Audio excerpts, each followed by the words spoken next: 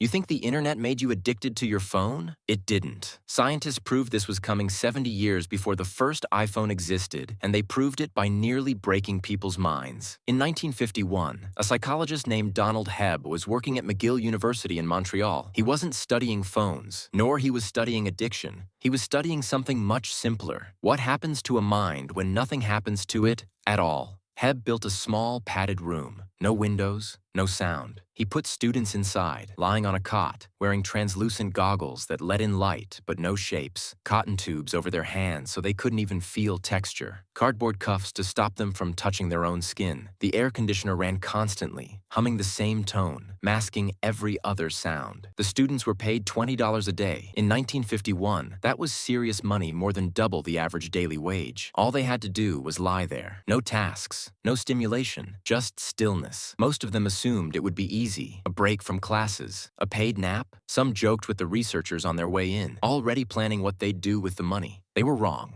Within a few hours, most subjects grew restless. They shifted on the cot. They hummed to themselves. By the end of the first day, many were talking out loud just to hear a voice, even though there was no one there to answer. By the second day, something stranger started happening. Their minds began manufacturing stimulation that wasn't there. Subjects reported seeing patterns of dots, then shapes, then, for some, full scenes, a procession of squirrels marching over a hill, geometric patterns spinning behind their eyelids, ghostly voices whispering fragments of conversation. One subject described a small dog, repeatedly, appearing and vanishing at the edge of his vision. Another heard a chorus, faint and wordless, that grew louder the longer he stayed. None of it was real. Their brains, starved of input, had started generating their own. Hebb hadn't set out to study hallucinations. He'd built his career studying how neurons form connections through experience, the foundation of what's now called Hebbian learning, still taught in every introductory neuroscience course. He set out to study boredom, almost as a side project. What he found was that the human brain doesn't tolerate emptiness. It doesn't rest in it. It fights it. And if nothing external fills the gap, the brain will invent something rather than sit in silence. Almost none of the subjects lasted the full 6 days the experiment was designed for. Most tapped out within 48 hours. Some couldn't make it past a single day. Grown, healthy, mentally stable young men paid handsomely to do nothing, chose to give up guaranteed money rather than keep sitting in a quiet room. Several described the experience afterward not as boring, but as genuinely frightening. Their own minds had started to feel unfamiliar to them.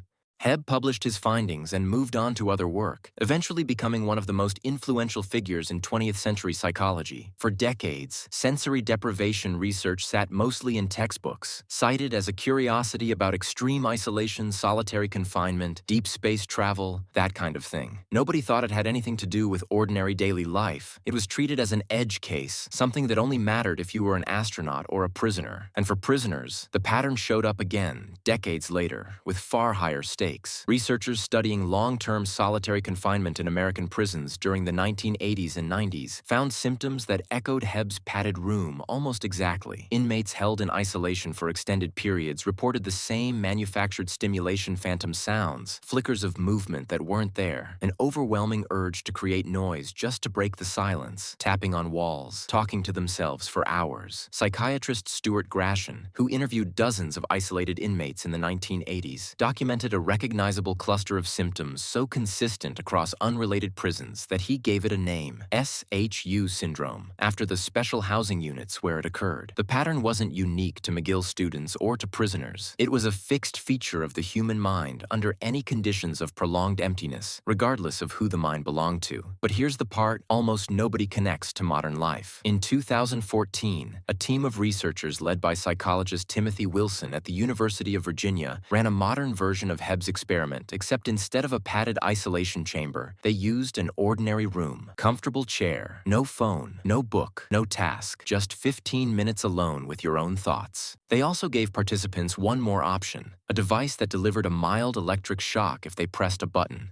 Before the trial, every single participant said that they would pay money to avoid being shocked again. The sensation was unpleasant enough that people rated it worse than a paper cut. The results were almost unbelievable. A quarter of the women and two-thirds of the men chose to shock themselves rather than sit quietly with nothing to do. One man shocked himself 190 times in 15 minutes. The human mind does not default to peace when left alone. It defaults to seeking input even if that input hurts. This is the mechanism sitting underneath your phone. Every time you pick it up during a silent elevator ride, a boring meeting, a red light, a bathroom break, you're not weak-willed. You're running a program that was documented in a padded room in Montreal before color television existed. Your brain doesn't distinguish between an interesting notification and a random one. It only registers. Input arrived. Emptiness avoided. Tech companies didn't invent this hunger. They found it. Every notification, every autoplay, every infinite scroll is built on the same principle. Hebb accidentally discovered that an idle mind would pay almost any price to stop being idle. The pull-to-refresh gesture was designed to mimic a slot machine specifically because intermittent, unpredictable rewards keep a starved mind checking back. It's the electric shock button, just less honest about what it's doing to you. Some researchers now believe this hunger isn't a flaw at all, it's ancient. For nearly all of human history, an idle mind in an idle environment was dangerous. Stillness meant missing an opportunity, missing a change in the weather that mattered for survival. Your ancestors who stayed alert to any flicker of new information were the ones who survived long enough to have children. The ones who tuned it all out didn't. Your brain evolved to treat unstimulated silence as a problem to be solved immediately. Hebb's subjects weren't malfunctioning. Their brains were doing exactly what brains have always done when the input stops. Manufacture something, anything, rather than sit in the void. We just built a machine that manufactures it for us now, cheaper and faster than our own imagination ever could. The squirrels, the whispered voices, the spinning geometric shapes, those were a brain trying to fill a silence it couldn't tolerate. Your phone fills that same silence for you now, thousands of times a day, so efficiently that you rarely even notice the hunger driving you to reach for it. You just feel your hand moving toward your pocket before you've consciously decided anything at all. Hebb thought he'd built a strange, artificial room to study an edge case. What he'd actually built was a preview, a small, padded glimpse of a hunger that would eventually follow every single one of us out of the laboratory and into our pockets and stay there, quietly running for the rest of our lives. Somewhere in a drawer in Montreal, there's probably still a file with his original notes in it. $20 a day, cotton tubes, cardboard cuffs, a humming air conditioner, and a discovery that took 70 years to fully arrive.